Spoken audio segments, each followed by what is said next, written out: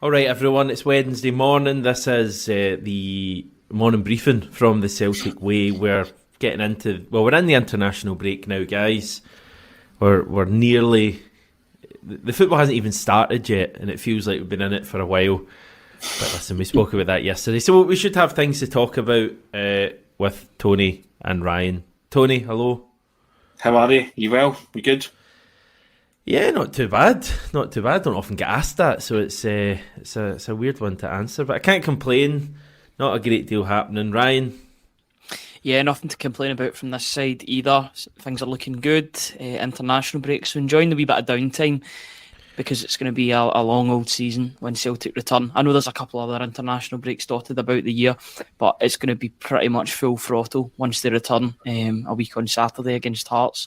Just enjoying this downtime and might even tune into a couple of the international games to see how some of the new players get on, because you can look at Austin Trusty and Arne Engels, because they've both been called up for their respective nations. So maybe a wee bit of scouting to be done, but enjoying the Celtic free moments at the moment because it's going to be a long season. Are we expecting Arne to feature for Belgium? Because you'd think he'd be very much in the fringes given the options they've got in midfield. I think he might get bloodied in just to see how he takes to it, you know. Some managers maybe like to bring them into the international setup and maybe not give them action, but just integrate them into it for the next time. But I'd like to think, there's a lot of hype on him now, isn't there? He's £11 million, he's Celtic's biggest ever signing. So I think you might want to give him a wee taster, just like you got a wee taster of it on Sunday against Rangers. So I'm hoping, because you'd like to see him compete and see what he can bring to the table in that exalted company, as you say, Hamish. And the great thing is he's only going to become a better player, isn't he? Mixing in those circles. And that's a win-win for Celtic. It is, definitely. Morning, everyone. Listen, let us know if there's stuff you want us to chat about. Because you may have got the vibe that there's not a whole deal happening during the international break. Obviously, we won't struggle. But if there's any topics, any thoughts you got for the weekend, fire them in the comments and I will bring them up on screen. What did we make of Engels in his debut? He didn't get too much of the ball, but I thought there was a couple of wee moments where he kind of got it and moved it on quite quickly and looked quite neat. That's exactly what I was going to say. The speed of play looked really good from Arne Engels. It reminded me of European players that Celtic come up against in the Champions League. So having that sort of weapon and amongst your own ranks is going to be so beneficial for the European competition, starting with Slovan Bratislava. We were talking about that game in a bit more detail yesterday, but I think that's a statement game, and I think that could be the game where Arne Engels really does come to the fore and announce himself on the European stage. It's all well and good playing in the Bundesliga. Every second, third week, you're coming up against a good team, the likes of Leverkusen, Munich, Leipzig, Dortmund, etc. Will be coming up against Dortmund and Leipzig, respectively. But if he can do that for Celtic, then he'll automatically put himself in the shop window. I've got no doubts that Celtic, like with some players, Celtic isn't the end destination for Arne Engels, but it helps both sides that they both do well for each other. If the club treats Arne Engels well and he treats them well by putting in good performances in the Champions League, then I think everybody would be happy. But I'm looking forward to seeing him. I thought that half an hour cameo from him was pretty good. I said on Monday that I liked the fact that he was not shy on bringing a player down by literally ripping his top off. Did he get a booking? That's what I want. Yes, he did. It was a professional foul. That. Yeah. There was actually a bit of, where I was sitting in the stands, there's actually a bit of blue shirt on the pitch for the rest of the game. And that's it where was I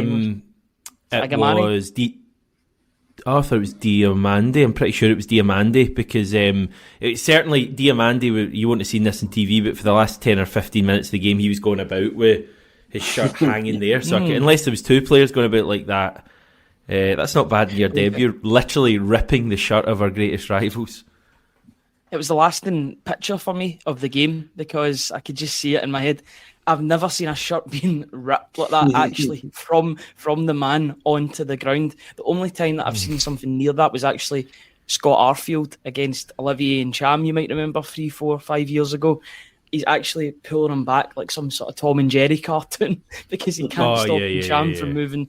It was just that was an all round great performance from Ncham that day. Hoping to see similar from Engels starting in December as well, because we did see a cameo against Rangers from Engels, but I would fully be expecting him to start that game at Ibrox in the reverse fixture at the end of the year.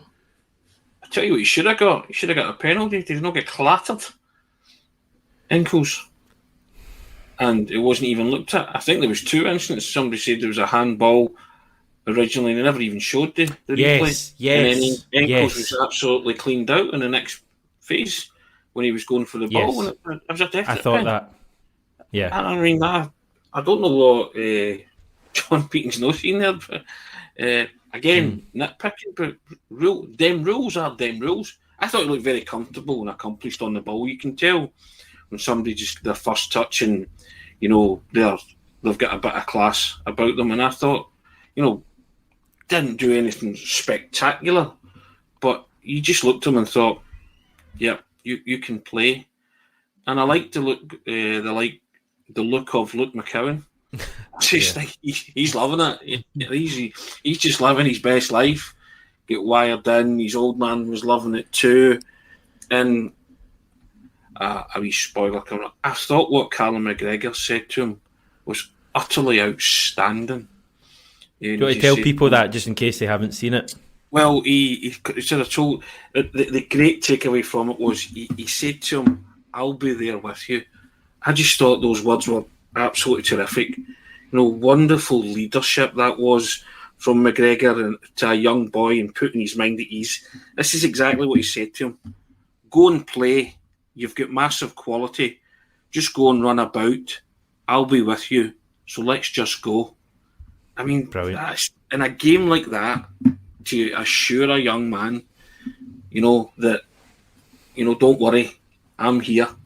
And if you look up and you see me, you'll be comforted and reassured. But I just thought that was an utterly outstanding piece of, leadership from Callum McGregor and being a true captain. And I will be writing something about it. But I just think, and the young guy, you saw him, he came out to an empty Celtic Park. His first thought was, Jesus, And then he played in front of a full Celtic Park for the 15-minute cameo and came off and said he had the best time and he's living his best life. And I think out of all the signings that we made in the transfer window, I think Luke McCowan will surprise us the most, because I think we will see something from that young man in the very fact that he's now reaching his peak years. And Ryan touched upon it there. Brendan Rodgers said there's players that Celtic won't be their end destination and there's players that Celtic will be their end destination. This is this young boy's end destination. And I think he will give you 4 years, 5 years, whatever contract he's signed, of the best football of his career.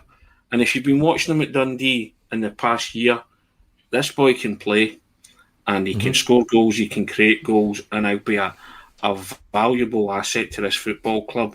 And I think alongside the likes of Engels, you are getting excited because there's real strength and depth there.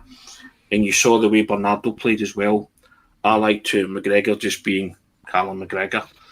Real strength and depth in that area and real competition for places, and not forgetting that although he's kind of on the periphery at the minute, Odin Thiago Holm, who can also play.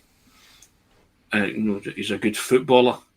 So I'm excited about that, but I just thought I would bring that up because I thought that was an outstanding thing to say. I'm going to say a young guy, he's 26, but I just thought it was very reassuring and very calming. I know Ryan's laughing there. He's 26, My last day's been 26. I don't feel so young anymore. Second last day. I'm getting mixed up with the days. That was an absolute clanger for myself. I should know that. But just on the Luke McCowan point, there was something that I was going to say. It was Odin Thiago Holm. I think that shows you the strength and depth that Celtic have got at the moment.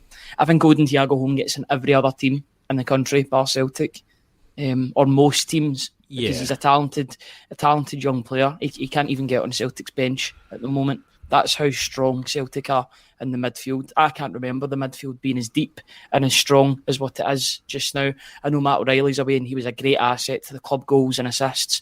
I just think there's so much upside with Arne Engels, Bernardo. Bernardo, that was a statement on Sunday from him. because a lot of people have been talking about Arne Engels coming into this game. Was he going to instantly start? Was he going to immediately take the place of one of the players? Likely Bernardo, because he'd started that last game against St Mirren, so it was a position that was potentially up for grabs despite a good performance in Paisley. Nobody was really talking about him at full time. Everybody was talking about how good Bernardo was for 60 minutes. And there's that compilation video that's been going about a couple of days ago. I think it was Stuart, who has an article on the site today about Daizen Maeda, coincidentally, but he put out one of Bernardo's overall work in the game, and his interceptions, his passing. He's all action. He's so... As Tony says, he can play football, but he's also a grafter as well. He's at 50-50 between the two. I think he's going to suit Celtic perfectly for the next few years. He's going to be an asset in Europe and domestically as well. I just expect him to rise to all occasions that is expected of him now. Yeah, the point you make about the midfield's interesting, because we're actually down on numbers from where we were at the start of the window. We've lost a lot of midfielders. Lawal, Iwata, O'Reilly, Kelly, Kwon. But you would look at the midfield now and you look at, obviously, I think you've got a main four, right? Main four for me anyway, looking at it. McGregor, Engels, Hatate, Bernardo. And then you get someone like Luke McCowan, who I think, I agree with you, Tony, I think he might surprise us. And I'm quite excited about him, especially after seeing him on Sunday. But, he's kind of more unproven, I'd say, than the likes of Engels and Bernardo. But not a bad player to have as your fifth option if you're listing them down. And then you've got Odin Holm, who I must admit I'm really not sure about. If I'm honest, I'm not sure Brendan Rodgers is sure about him. But he's likely to play more of a part than someone like Lawal or Kwon or Kelly did last season. So you've almost kind of trimmed the midfield in terms of numbers, but you'd look at all of them as hopefully all of them being able to come in and impact games at some stage. And that kind of goes for the squad as well. With the majority of players in the squad now, you would have faith in them coming in. There's still a few that I've got question marks about. Yang, Palma, Naropsky. I'll be honest, I've got question marks about those guys. But generally, compared to where the squad was before the window, you feel a bit more secure that we've got better options there. Hamish, those five midfielders, you're permanently 3 from 5, but the other two are you are trusting them to do a job if they're picked to impact football matches. That's a strong 5. That's a great hand to play at any given time in any given game. We've got 6 in total, Tony. Okay, 6 then. But the 5 that you named, you said McGregor, Hatate, Bernardo, Engels, McCowan, Holm. Yeah, you got Holm as well. Right, okay. So permanently 3 from 6. And the 3 that miss out are still capable of coming on and really driving a game or impacting the game. That's where the manager wanted it. That's the quality that we've been craving. That's the quality that you can hopefully take into the Champions League and say, right, let's make strides here. And I'm very happy with that particular part of the field. And I know we've lost the likes of Matt O'Reilly, but you look at what we did do. We trimmed off the excess fat, call it what you like, the kind of bloatedness of the squad, and got rid of the players that you thought were bit part players. And you've now not so much replaced them, you've now got guys in who are going to play. Those 6 rotating forward are going to play games, aren't they? They're going to be asked to play games because it's as Ryan said there, you're going hell for leather now after this international break. And, there are a lot of games, both domestically and in Europe, and in that section leading up to Christmas. And so you're going to need all those players. So I'm delighted with that. And also, I think they're all on point. Whenever they do come into that team, they know what's required. I mean, Bernardo hit a ridiculously high bar on Sunday. Engels came in and looked as comfortable as he's ever been, and Luke McCowan was just like, I'm going to show you. This is my stage. I've got here eventually. And love that. Just love that. And I love that the manager has instilled that in all of the players. But that particular area of the park, I'm excited about moving forward. I think we're going to see I've got, I think, 3, 5, 10, 12, 18, 25 players in front of me in this screen in terms of what I would call first team kind of senior players, and I think we're going to see the majority of them over the next chunk of matches. Brendan Rodgers said that. I remember him saying that at the end of last season, I want a stronger squad next year because I wasn't able to rotate things as much as I wanted last season, and he reckons that was maybe one of the reasons why we kind of went into that slump in the middle of last season. So I think when we come back from this break, up until this point it's been very steady, one game a week, minimal changes each week, maybe one, maybe two changes from the team the previous week. I think when we go into this next run of however many matches, domestic games, European games coming in, I think you're going to see Brendan Rodgers making 3, 4, possibly 5 changes most matches. I think, for example, you would see if Kyogo's playing midweek, you would see Ida come in for the weekend, or vice versa. You might see James Forrest coming in instead of Kuhn for maybe the domestic matches. I think, fullbacks, Anthony Ralston I think will start games, Alex Valle I think will start games, and obviously in that midfield area you're going to have Bernardo, McCowan, Engels, probably Hatate as well maybe. I think McGregor will probably be the one constant in there, but even then you'd maybe be looking for him to drop out, although that's less of an issue now that he's not playing international football. So I think we've got options there, and I think Brendan Rodgers, I honestly think if I made one prediction for the next run of games, I think Brendan Rodgers is going to be rotating the team from match to match. I'm not talking about making 11 changes, but as I say, I think 3, maybe 4 changes from the European match to the midweek match to the weekend match. I think you'll see that. See, you're rotating, but it's not getting weaker because the players in and around the team are hungry. Those players that are on the bench for said match will be hungry on that bench, and those players on the bench as well will be looking to make an impact in that same game, and vice versa, because the players that are on the bench are just as important as the ones that are starting. They've got to come on the pitch for half an hour, and maybe they're chasing a game, they're chasing a draw, they're chasing a win, whether that's domestically or on the European front. They've got to go and impact that game and show that they deserve that start at the weekend, from midweek to weekend. It's going to be a busy old time. I do agree with you completely. I think there's going to be some amount of changes game on game, but as long as that's normalised and the squad depth is there, then it shouldn't have too much of an issue. If they're all playing the same way, they know the system, then there shouldn't be that much problems between changing the teams. That midfield that you're talking about, that's strength and depth now. The fact that Old and Thiago Holm can't even get on the bench is proof of that. Paulo Bernardo, he's the first name on the team sheet for me, or one of them in Europe, just for his pressing off the ball. I think he's massive for Celtic. He was even last season. Madrid. I know. Yeah. I just think it's going to be so important that his pressing off the ball is utilised, especially in away games. He is a machine for the 60 minutes in which he can do it. He did tire, that's why he came off against Rangers, but if you can do that for 60 minutes, and then somebody like Hatate or Engels, although to be fair, I think Engels will be starting most European games, why wouldn't you start your £11 million signing in the Champions League? That wouldn't make sense. So even having the likes of Hatate maybe to come on with half an hour to go, if you're chasing a victory, having someone that can unlock doors and unlock defences with his passing and his shooting, that's a good avenue to go down as well. So there's pressure and there's squad depth all over the pitch.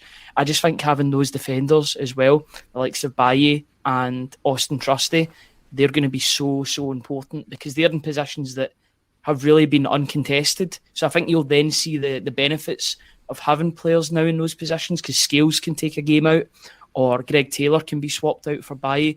Having those players in will only breed more confidence in the players that have already got that so-called yellow jersey. I think you've seen that at the weekend. I've got to be honest, I think those two players, Scales and Taylor, responded this weekend or last weekend because they knew that there was players in their position that were breathing down their necks, essentially. And based on Sunday's big game performances, see if you're talking midfield, Hatate would be the one to drop out. Yep. Because I thought Hatate was the weakest of the midfielders on Sunday. Slack he was times, slack, wasn't he? He was off it, wasn't he? So if you're bringing somebody like Enkos in, you ain't dropping Bernardo. Hatate would have been the one. And it's no controversial. Yeah. It's what your eyes are telling you. It's what you're seeing. And you say to yourself, okay, and you never ever envisaged a midfield without Hatate. But as Ryan says, you know, the manager's going to go horses for courses without a doubt for games and in European games. So you might see Hatate sit on the bench for some games because, again, I think on Sunday he was slack at times, wasn't he? Gave the ball away a lot. Yeah. Not a lot, but gave it away. And going back, he was reverting to that type that the manager had already called out and said to him, gives the ball away too much. Seemed to have it on point at the start of the season and during pre-season. But on Sunday, you know, and better teams, i.e. European level teams, they will punish you when you do things like that. They will punish Celtic for giving away cheap possession, and the manager's well aware of that. He's all over it. So I think that's why he introduced the likes of Enkles and McCowan and just said, right, this is what it's like to play in a big game, but get used to it because we're playing loads of big games coming up in this competition. You will feature at some point. So I think no midfielder, with the exception of McGregor, is guaranteed to start guaranteed to start any matches in the Champions League. But on form and on what you saw the first major test of the season against Rangers, Bernardo's certainly in there, isn't he? You liked Bernardo last season in the Champions League.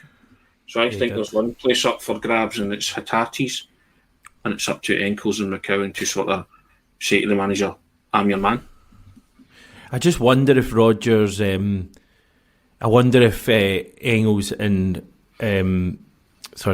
and Bernardo and obviously McGregor is an option for Rodgers, because the reason I say that, I looked at it on Sunday and listen, I don't think Hatate was horrendous or anything. I thought, generally he was still in the lead up to the disallowed goal, it was his neat pass into to McGregor, wasn't it? But I do agree with you, Tony, there was moments when he was slack, and I was thinking, when he was struggling in that second half, I would have brought Hatate off for Engels and had Bernardo keep playing. Rodgers didn't do that for whatever reason. It might be a fitness issue with Bernardo. Maybe he's not ready to play 90 yet. But I wonder if there's enough, variation in that midfield. If it's Engels and Bernardo next to each other, we'll need to wait and see. I just wonder if you need Hatate in there for whatever reason. But it's one to keep an eye on. A few people are mentioning Celtic women are actually playing at the moment in a UEFA Champions League, Women's Champions League qualifier. Not good news, guys. We're 1-0 down to, I think it's Cups, you pronounce it, or KUPS, Finnish team. A game that we were expected to win as well. So just 25 minutes gone, 1-0 down. We'll keep an eye on that while we're on. I want to go through a few comments, guys. Feel free to chip in to any of these. Christopher saying this international fortnight should be used wisely by the Celtic board and recruit ahead of recruitment, so we don't have to go through another transfer window that we have just been through. I think the window ended up well, but I'm not going to sugarcoat the first part of it. It took far too long, and we shouldn't have been in the rush we were at the end. So, but it sounds like from what Brendan Rodgers was saying near the end of the window, this is something the club are going to look at, the recruitment department, and they really need to. He made that abundantly clear that the recruitment team wasn't working, which was a far cry from what he was saying when he joined the club. And I get that he's had to work under it, so he would have a different opinion of it now rather than when he just came through the door and was maybe showing all the good bits about it. There's your selling point, there's this recruitment team. Now that he's actually got to grips with it and worked with it for a year or so, he realises that there needs to be some changes in that department. I just hope that, I think that should have been sorted out in the summer. It should have been sorted out before the summer happened. So I'm a little bit perplexed at what they were doing between February to June, because that area could have been a time to recruit ahead of recruitment, and bring in scouts. I know they brought in Mark Cooper, although there was no players that joined from South America, so is his expertise being used somewhere different? Is he looking at a different area for certain players? Could be looking in terms of MLS, action, possibly. That could be it. Yeah, that actually does make sense. The fact that Austin Trusty, so we're linked with the other guys. Well, Gazdag, wasn't it, as well? Yeah, and Boggets as well. Yeah, Boggets as well. So yeah, that does actually check out. But it's more South America that he was. But then again, they'll play in the Copa Libertadores, don't they? They all play in that same competition. Some of the MLS teams. Yeah. So it's the same sort of area. I know it's two different continents. You get North and South America. You're dragging me into a geography. I was never good at geography. Capital cities, that's probably my limit. I think the recruitment team just needs a complete overhaul, and they need to work around Brendan Rodgers. And as much as I don't want Rodgers to have full control of recruitment, I think Celtic have got something really, really good with the manager at the moment, and I want Celtic to keep him happy so he stays as long as possible. So let's cater to him a little bit.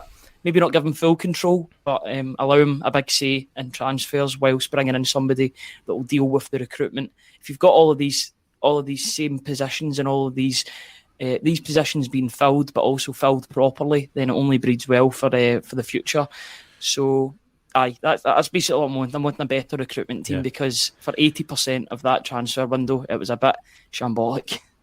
Yeah. What about Brendan Rodgers, Tony? Because Hughes commented in saying, I hope there are no detractors of Brendan Rodgers left anywhere. We have a top-level manager that we are lucky to have, and I hope everyone is on board with that. Now, I think every Celtic fan probably is on board with Brendan Rodgers now, and that certainly wasn't the case when he first came back. If they're not, they should be. Let's put it this way.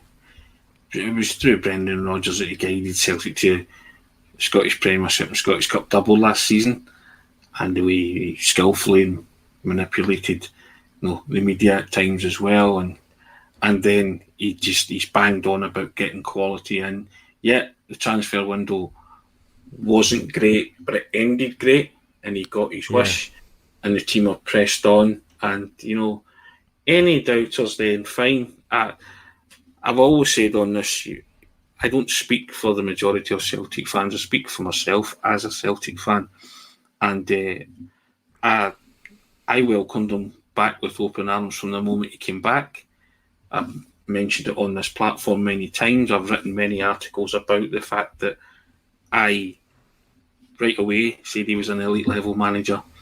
People can disagree with that statement if they want. It's my feeling about him, and I've explained many times why. And if you're not on board with Brendan Rodgers as a Celtic supporter, then that's you and your conscience that have to decide why you feel that way about him. I think Brendan Rodgers wants what we all want. He wants results on and off the park, but he wants results at the level that we all crave Celtic to be a success at.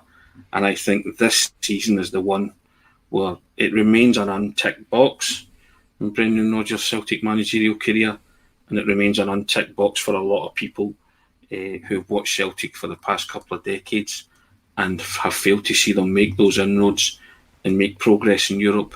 And I think this is the season where the board have said, okay, if you genuinely believe you can take Celtic to that next level and the next step, there you go. There's what you asked for. Go and do it. And I think Brendan, as I've said many times, he wants to restore Celtic's kind of battered prestige and honour and pride at that level of elite club competition. And I think the three of us sitting here and many thousands and millions around the world, that's exactly what we crave. And we're excited now about this team because we see something. We see green shoots growing, and we think this could be the season to that this could finally happen. So I guess until he cracks that coconut shell, people will still throw it at him, won't they? They'll be quick to hurl that and beat him with that stick. So, but I'm hoping it's this season. Listen, that's for me. That's the thing that's stopping Brendan Rodgers from being spoken about, possibly as our best manager of the 21st century. Obviously, Martin O'Neill at the moment is the undoubted leader in that regard, given what he achieved in Europe. But when you look at the domestic success Brendan Rodgers has had, and and the record against Rangers and all of those things, and I know Rangers aren't as strong now as they were back then. The argument would be Celtic aren't as strong either as we were at the early 21st century. But I think if Brendan Rodgers was to achieve something big in Europe, he could then be spoken about on the same level as Martin O'Neill. That's the one thing that's stopping. Other than that, I mean, what Brendan Rodgers has done is domestically remarkable. All those trophies he's brought, and there's more to come as well. So I think he views that as well. I think he's even been on record as saying, I didn't necessarily come back for Scottish football. Came back for Celtic, the size of the club, and also what we can possibly achieve in Europe. If we get a big win over Slovan Bratislava, or just any win, to be honest, imagine what the spirits are going to be like amongst the Celtic support. It's going to be ridiculous going into the rest of our campaign. Right, okay, just a few comments. Pete saying, didn't see enough of Engels on the ball to make a reasoned judgment, whereas McCowan looked right at home from the off. Simon Fedeni is most excited for McCowan out of the new signings. Interesting.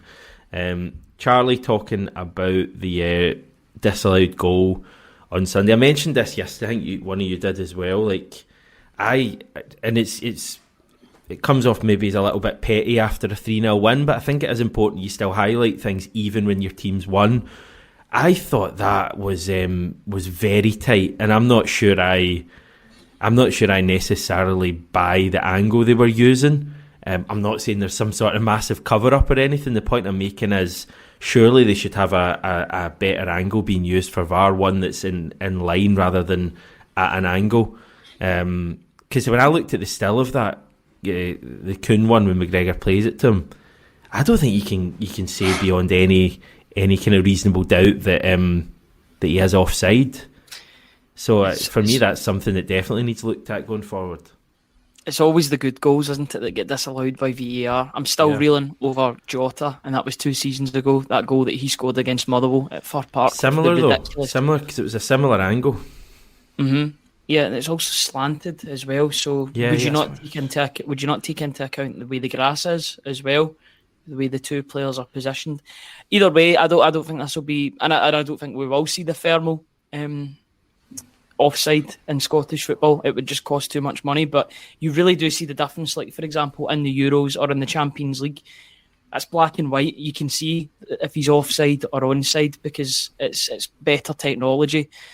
There's no excuse about having less cameras because Celtic Park has loads of cameras. Yes, I would understand that argument if you're in Fir Park or Dingwall, etc. But Celtic Park has got cameras all over watching this game from loads of different angles. So if it was the right decision, fine. That's absolutely fine. It's unfortunate because I think it was Celtic's best move of the game.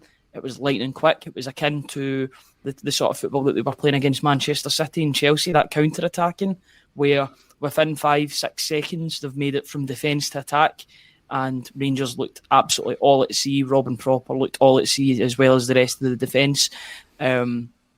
So that was disappointing, but it didn't. The main thing for me is that it didn't deter Celtic at all because they scored a couple of minutes later and they made sure that goal was onside. I think they actually went about it in order for no VAR to be checked because it was just such a well worked goal from, firstly from Bernardo, and I think that pass has been forgotten in all of this. The chipped pass to Alistair Johnson. Great play from Johnson. That's him at his very best, getting to the byline and cutting back. Akin to Kieran Tierney, may I add as well. That's the sort of assist that he would have got 6-7 years ago. And then Maeda, who does scuff the ball quite a bit, but he didn't scuff it there, and it was a great finish from him. I just loved that goal. It's a shame about the disallowed goal because I thought it was one of Celtic's best worked goals of the season thus far, even though it was disallowed. But the one that came a couple of minutes later was just as good. So it shows you that they're consistent. It's not all just luck. There's a reason why they're playing this style of football, because it's cutting teams open fairly regularly. And I do think they'll put 7 or 8 past a team one of these games this season. I think you'll see one of those Dundee-esque performances. Who knows? You might even get double figures if they're on target for the full 90 minutes. I'm very confident about this side. It's fighting talk, I get that, but it's international break. This will get forgot about when we don't. I've got us down for an unbeaten season. Ryan's got us down for a 10-0. Tony, what's your mega prediction? To be fair, sorry, just before Tony comes in, Rangers took 6 off of Ross County, and Celtic took 3 off of Rangers. So I'm just applying those maths together. They could do that to a team if they're up for it, but I think they like to conserve their energy as well. I'll let the impetuosity of youth take centre stage on that. Thank you very much.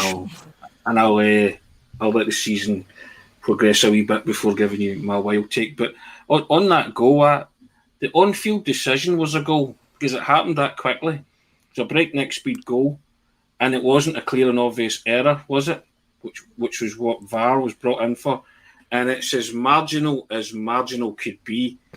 There is no conclusive camera angle, so you can't guess that. It's millimetres, it's inches, it's whatever. So surely, without any conclusive proof, that's guesswork. The goal has to stand. And I think Celtic, within their right, should ask that question. Why do we not get the benefit? Because it's not a clear and obvious error. The on-field decision was a goal. It was breakneck speed. It was a beautiful goal, probably the goal of the season, because you'll find it hard to top that. It was bang, bang, bang in the net, and everybody was like, and then it was like, it was an afterthought. Was it offside? And nobody, you're talking about, ready reckoners and slide rules and all that kind of stuff. We're supposed to have the technology where it shows you a definitive. That wasn't a definitive. It just wasn't a definitive. So I'm not having that. And if I get a definitive that says it was offside, I'll accept that. That's fine. But how come when it comes to marginals, Celtic seem to be the ones that have been shafted? And we've spoken about many goals in terms of the marginals. Ryan highlighted the Jota one. There was even one in the 4-3 game at Tynecastle with Ange with Abada. They never showed you the lines. The first day that VAR was introduced, they got all the penalty decisions right, but they couldn't give you the definitive lines for Abada. So, these things irk supporters because it's the unjustness of them, it's the unfairness of them, and it's the fact that there's no consistency with these kind of decisions. And nobody can say to me that wasn't a guesswork, because there's no conclusive proof there that he was either onside or offside. And in no situation, if the on-field decision is a goal, then that should stand. The difficulty I've got, and I really don't want to go on about this for too much longer, but the difficulty I've got when you look at it, nobody can look at that from the angle, the still they showed, and say that's on or offside. Because you just can't, and that's the same angle that they'll be using in the VAR studio. Now, I know they've got some sort of system. I think I'm right in saying the lines are calibrated somehow, and that's how they know. But it really doesn't seem definitive to me. And the system I think has to be better going forward. Anyway, I think it's important to highlight these things when you're winning. Some people, as I say, will say that it's a bit, I don't know, picky or whatever you want to say. But yeah, this is the standard. We're 3 days on from a Glasgow derby, and we're moaning about a goal that didn't impact the. I get that, and if you do that when you're losing, or if you draw the game, then it's sour. Just because we're playing well doesn't mean that referees and officials should get off the hook if decisions are questionable. Anyway, just very briefly, Alexander, if you could pick any player from Martin O'Neill's team to be in this team, who would it be? What are you thinking? You'd probably be better at this than us, Tony. I'm trying to think. Well, it's obvious, isn't it? But it's maybe away from the obvious. Okay, in terms of a position where we maybe need a player, centre back. Big Mialby. Obvious. Big Mialby was terrific. Big Bovo scared the living daylights out of opponents, but had an uncanny knack of getting it wrong on centre stage in Europe. Bit of Lubo magic. You would probably have loved Lubo a few years. Box to box midfielder Petrov would thrive on this team. Yeah. I really did like Petrov growing up. And and people will maybe dispute this, but Neil Lennon was an excellent player when he came to Celtic. For what he actually did, and Lambert as well. That team was just stacked full of class footballers. They really were. I see people putting in Alan Thompson as well. But that whole team as a collective unit were brilliant, absolutely brilliant. And it's no surprise they got the results that they did in Europe. I remember a game against Lyon at home. And Liam Miller. Liam Miller scored, and David Pleat was in the co-commentary box. I've said this before, and David Pleat said it's the best goal you will see in Europe for a long, long time. And he said, count the passes. There was a ridiculous amount of passes before Liam Miller. Was that the header into the ground? Yeah, the header, into the ground, yeah. From Larsson's cross. And he was right. And David Pleat was just like, watch this goal. He says, this is just a brilliantly worked European goal from a team on form. And it was. I hadn't noticed it at the time, because you always just notice the kind of end product, don't you? But Celtic recycled the ball and worked the space absolutely brilliantly. And, that team were synonymous for that. Everybody playing their part. And, that was when Liam Miller was having his purple patch, God rest him. Sadly no longer with us. But the great game against Anderlecht as well. And then Man U came calling, and, it was a shame, because he was one that you thought could have gone on to be a brilliant Celtic servant and a great player, but he can't resist when Manchester United come. But, that team in particular, Martin O'Neill's era was the last kind of era of Celtic really claiming scalps at that level. And lots of teams came to Celtic Park and left with nothing. And they were a joy to watch. It was, and everybody played their part. It's very hard to pick one player from that era, because it was stacked full of them. Yeah, where you go, Ryan? Sorry, see if Rodgers can mix those two managers that came one after the other. If he can match Martin O'Neill's style and the scalps that he claimed with Gordon Strachan's pragmatism in Europe as well, because he was working with a shoestring budget, but look at the scalps that he got as well. AC Milan, Manchester United.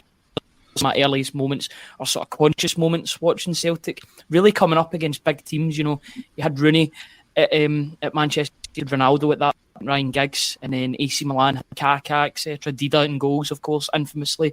But just if you can mix those two together, and I think Brendan Rodgers could be a perfect hybrid of the two managers. Neil Lennon did take a couple of scalps as well in his first tenure at the club, even in his second in the Europa League. But if you can mix them all together, plus playing the style that Brendan Rodgers is clearly good at and clearly installing into the team this season, then who's to say they won't take a couple of scalps, even away from home? I want Celtic to cause a couple of frights this season in Bergamo and Dortmund, etc. These are chances for Celtic. You're only playing against these teams once, so why not hit them? Why not hit them with something like a surprise, like a surprise performance? One-off games, just go for it. It's these are the games in which they've really got to announce themselves on the European stage, and I think they could do it. They showed it in pre-season. I know it was only friendlies, but against Man City and Chelsea, if you can play like that in Europe, they've got a good chance of picking up points on their travels too. Yeah, you just need to win that opening match. That's a big one for me, and you take it from there. 3 big matches after that, but I think someone made the point, I saw it somewhere, that if you win your opening match, and even if you go the next 3 and lose the next 3, which, listen, can happen, you're up against top teams, we'd still have a fighting chance going into the final 4 fixtures. So can't wait for it, guys. Sean's wondering about Greg Taylor's contract. This is just the topic that comes up every single week. I don't think there's any update on this at the moment. The latest, maybe a month ago, from Greg Taylor was there'd been no real chat about it. I reckon things might begin now, given that the window is over. I reckon Celtic were probably focused on the window. I think Greg Taylor will sign a new deal. I know some people doubt that. I'm pretty confident that Taylor will continue to be around. And just finally, we're all getting ahead of ourselves a little bit. Jerry's booked the flights to Munich for the final. Let's hope he can get some tickets for the final. Good on you, Jerry. I don't think Celtic will be there, but you never know. That's the beauty of football. Okay, said this is going to be a shorter video because there's not a great deal to chat about, and we're on doing one of our longest videos for a while, so that just kind of sums up what happens when you get us 3 together talking about Celtic. Thank you everyone for tuning in, commenting, etc. We'll continue this going during the international break tomorrow.